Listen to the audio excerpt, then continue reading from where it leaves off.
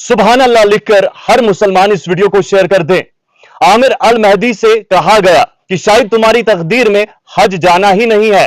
आमिर ने जवाब दिया कि मैं हज के लिए निकला हूं, अगर खुदा ने चाहा तो मैं जरूर जाऊंगा। 2 बार फ्लाइट निकल गई, वापस आना पड़ा और फिर आमिर को चढ़ाकर हज की तरफ रवाना करना पड़ा। यह कहानी एक मौजज़े से कम नहीं है जो कहानी लीबिया में पेश आई। लीबिया एयरपोर्ट पर आमिर अल मेहदी नामी एक शख्स जो कि हज की तरफ रवाना हुआ था आता है, लेकिन सिक्योरिटी चेक की वजह से इसे बार बार रोका जाता है। काफी बार रोका गया और तब तक जो है फ्लाइट निकल गई।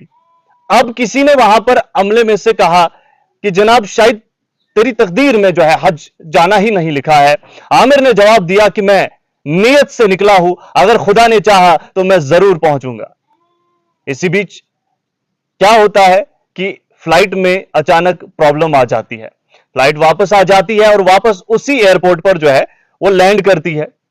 लेकिन दोबारा जब फ्लाइट ने लैंड किया तो पायलट ने आमिर को आने से, बोर्ड करने से ही इनकार कर दिया। लेकिन इसी बीच जो होता है वो सुनकर, वो देखकर हर कोई हैरान था। फ्लाइट वापस निकलती है, लेकिन फिर से कोई तकनीकी खराबी की वजह से फ्लाइट को वापस आना पड़ता है।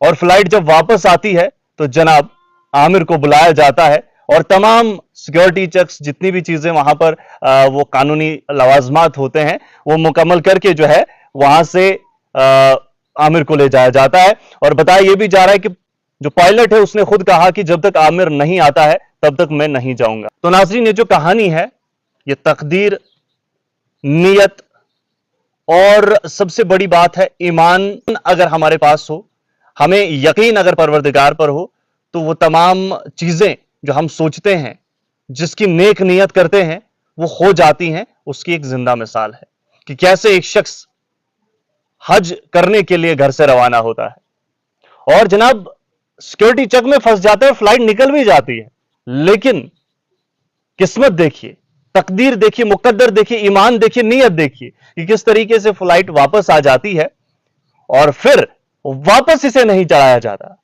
इस बार फ्लाइट में खराबी आने का कोई चांस नहीं था, लेकिन फिर फ्लाइट में खराबी आ जाती, वापस लैंड करना पड़ता है, आमिर को ढूंढा जाता है, इसे चढ़ाया जाता है और फिर वहां से रवाना होकर मंजिल मकसूद तक पहुंचते हैं। अजीबो गरीब दास्तान है ना? जी हां, बिल्कुल अजीब जरूर है, लेकिन अगर देखा जाए तो यह मौजज़े से भी कम नहीं है। और कौन कहता है कि आज के दौर में मौजज़ा नहीं होता है?